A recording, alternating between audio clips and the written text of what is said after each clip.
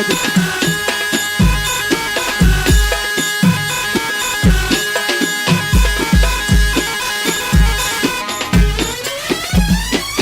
خليك ذكر ما تبقاش ني، واعمل حسابك يا ده انا جاي.